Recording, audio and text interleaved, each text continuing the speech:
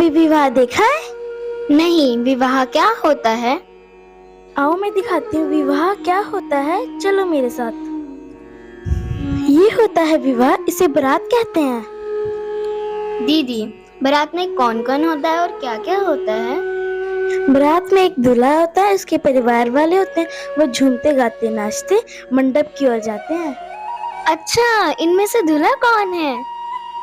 वो जो घोड़ी पे बैठा है ना, वो है दूल्हा। दीदी, क्या सभी लड़कियों का यही दूल्हा है? नहीं पगली, सभी लड़कियों का अपना अलग दूल्हा होता है। तो फिर मेरा दूल्हा कौन है? बताओ ना दीदी, मेरा दूल्हा कौन है? भला इसका जवाब कौन दे सकता है? क्यों कोई नहीं बता सकता? मैं तो अपनी माँ से पूछूंगी, वो तो सब जानती है। तुम सब लोग तो बुद्धू हो, बुद्धू। माँ, विवाह क्या होता है? आपने कभी विवाह देखा है? हाँ बेटी, देखा है। उसमें क्या होता है? उसमें एक लड़की हमेशा के लिए अपने दूल्हे के घर रहने चली जाती है। हाँ, मैं भी एक लड़की हूँ, तो इसका मतलब मेरा भी विवाह होगा ना?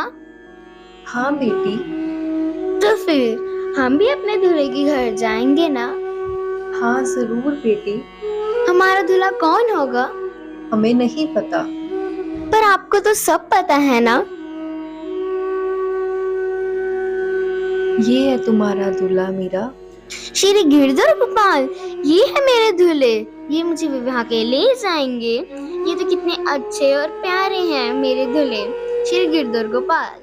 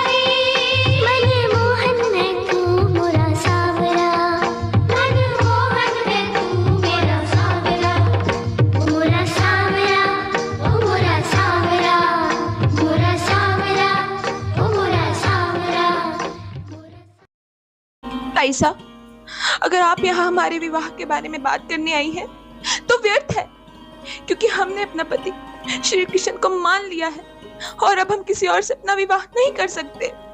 ये क्या बचपना है मीरा? कोई भगवान को भी अपना पति मानता है क्या?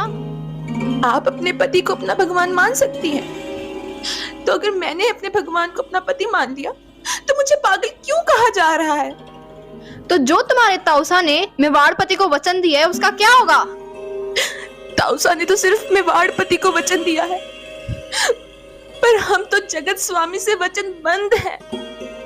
अगर तुम विवाह नहीं करना चाहती तो हम तुम पर दबाव नहीं डालेंगे, क्योंकि जिस काम को आत्मा स्वीकार ना करे वो पाप है, और ना ये पाप हम तुमसे करवाना चाहते हैं, ना स्वयं करना चाहते हैं। तुमने श्री कृष्ण को अपना पति माना है ना? हाँ। वो तो जगतपति हैं। नहीं, जगत के तो पिता हैं, पति सिर्फ हमारे हैं। तुम महान हो, उसके साथ निभा रही हो जिसमें प्राण नहीं है, जो बोल नहीं सकता, जो हंस खेल नहीं सकता, जो कौन कहता है इनमें प्राण नहीं है? कौन कहता है ये बोल नहीं सकते? कौन कहता है ये हंस खेल नहीं सकते? जो सबके प्राण दाता है, क्या उन्हीं में प्राण नहीं? जो सबको बोलना सिखाते हैं, क्या वही नहीं बोल सकते? जो इन्हें पत्थर का मानते थे, वे स्वयं आज पत्थर के बन चुके हैं।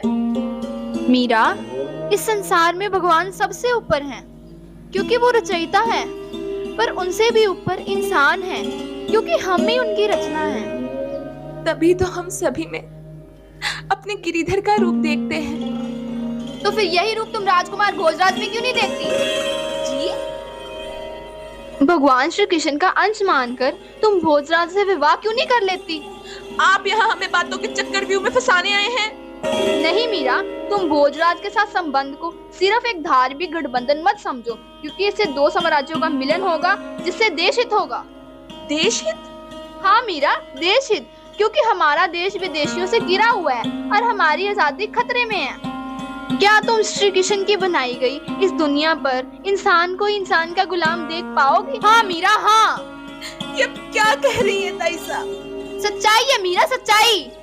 ताईसा ऐसा मत कहिए। पत्थर को उपजाऊ भूमि समझकर बीज डालने गए थे, भूल थी हमारी। नहीं ताईसा, हम स्वयं जाके महाराजा राणा सांगा जी से माफी मांगेंगे। ताईसा, हमने शरीर इस संसार को सौंप दिया है और अपना मन अपने गिरिधर को। आप जो चाहे वो कीजिए।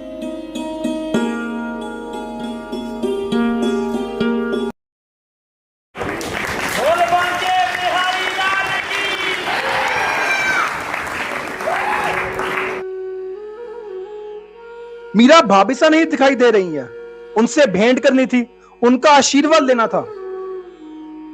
क्या हुआ? मीरा भाभीसा का नाम सुनकर सांप क्यों सूंघ गया?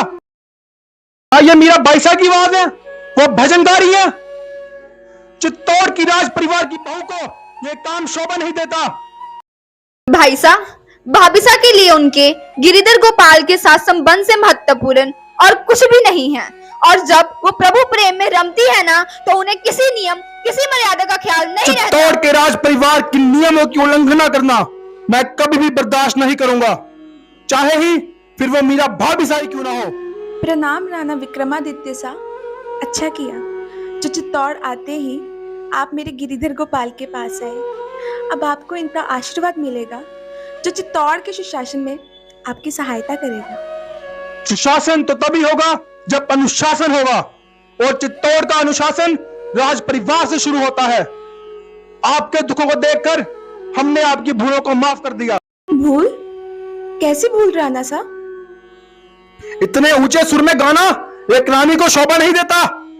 किंतु मैं तो भजन गा रही थी, अपने गिरिधर गोपाल की भक्ति और प्रेम। मध्यम सुर में गाने से क्या आपकी आवाज अपने भगवान तक नहीं पहुंचेगी क्या? मैं तो चाहता हूं कि आपकी आवाज इस मंदिर से बाहर ना जाए। कोई सुनेगा तो क्या कहेगा? ये एक देवर का अनुरोध और एक राजा का आदेश है। ये तो मेरा भाभीसा है ना, इन्होंने मेरे निवेदन और आदेश दोनों की अवहेलना की है। राणा सा, मैं अपने गिरिधर के लिए कुछ पुष्प लेने नीचे बगीचे में जा रही हूँ। प्रणाम। अब वो दिन दूर नहीं भाईसा, जब चित्तौड़ की रानी को लोग रानी नहीं जोगन मीराबाई बुलाएंगे। भाईसा, कहीं आपने भी भोजराज भाईसा के समान ही भाभीसा की इस भक्ति को स्वीकार तो नहीं कर लिया? मैं उन्हें रोकना चाहता था, कठोर संदेश देना चाहता था, पर जैसे ही मैंने ये मूर्ति देखी मेरा क्रोध शांत हो गया। इस मूर्ति में कोई शक्ति है जो कि दिव्य है या फिर मायावी। दास, इस मूर्ति को उठा के किसी तहखाने में बंद कर दो, जिससे मीरा भाई साहब इसे कभी ढूंढ ही ना पाए। उचित है, कुछ दिन थक हार कर भाभी साहब खुद ही अपने हाथ खड़े कर देंगी। गिरिधर, कहाँ गए मेरे गिरिधर? कोई ले तो नहीं गया उन्हें? वो अपनी मीरा को छोड़ के नहीं जा सकते। गिरिधर, गिरिधर, आप दोनों ने मेरे गिरिधर गोपाल को देखा है? वो मंदिर में नहीं है। लगता है भाभी साहब आपके गिरिधर गोपाल आपको छोड़कर चले गए हैं। नहीं, ऐसा नहीं हो सकता। वो मुझे छोड़ के नहीं जा सकते। वो मुझे अपने साथ लेकर जाएंगे। मैं उनके बिना नहीं रह सकती। भाभी साहब बहुत बड़े भ्रम में हैं, मेरे क्योंकि अब इनको इनके भगवान नहीं मिलेंगे। वो यही कही है। हाँ भाई साहब, मैंने दास के हाथों तहखाने वो मुझे पर जरूर ताला मिल जाएंगे। लगवा दिया है। कुछ दिन ढूंढेंगी और भूल जाएंगी।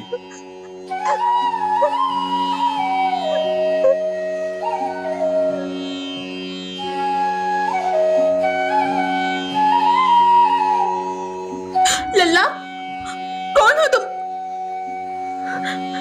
मेरे गिरिधर वापस आ गए। मैं जानती थी कि आप अपनी मीरा के बिना नहीं रह सकते। गिरिधर,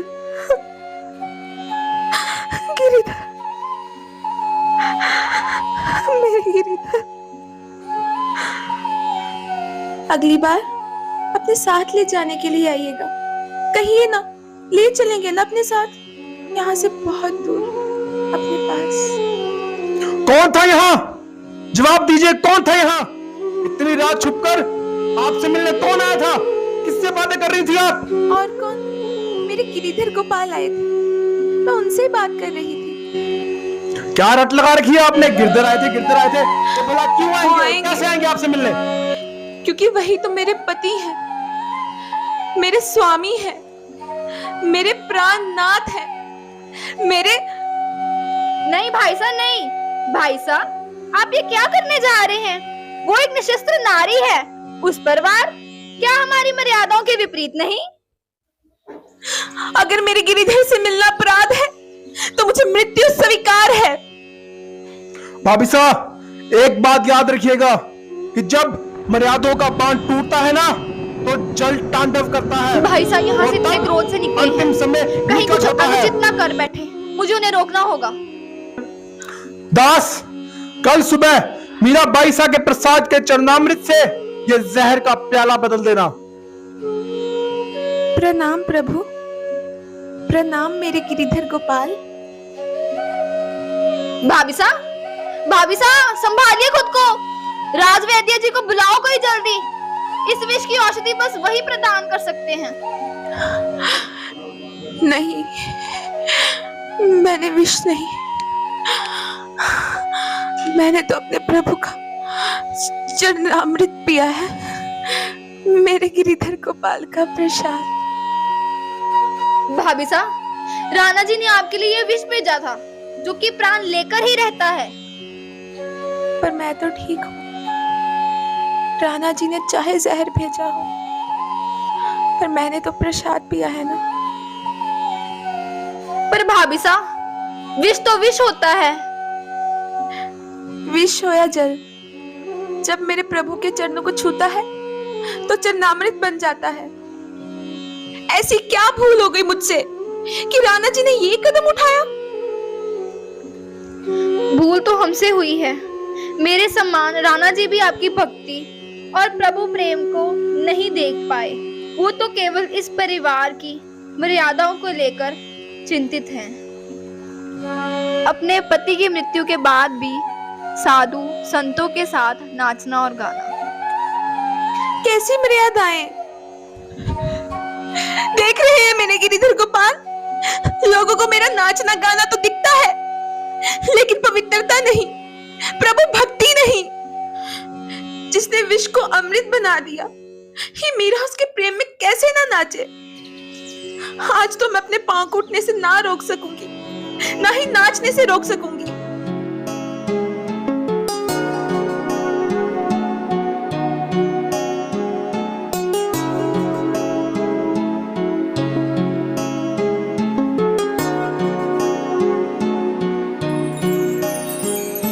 ऐसे लागे लगन मेरा हो गए मगन, ऐसे लागे लगन मेरा हो गए मगन। वो तो गली गली हरि गुण गाने लगी, महलों में पली बन के जोगन चले, महलों में पली बन के जोगन चली।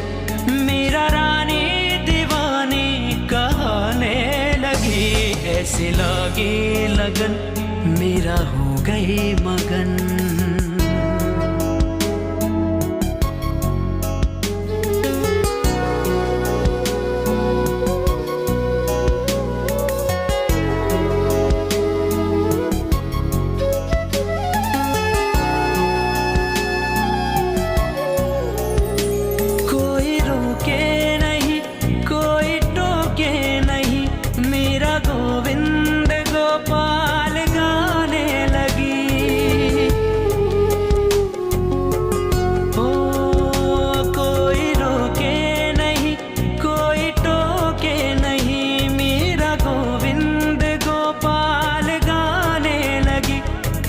संतों के संग रंगे मोहन के रंग, मेरा प्रेमी प्रीतम को मनाने लगी।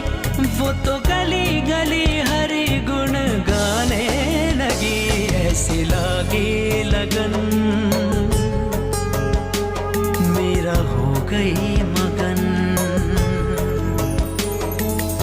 ऐसे लगन लगी, ऐसे लगन लगी, ऐसी लगन लगी, ऐसी लगन लगी, ऐसी लगन, ऐसी लगन, ऐसी ऐसी ऐसी लगन लगी रे। राणा ने विष दिया मानो अमृत पिया, मेरा सागर में सरिता समाने लगी।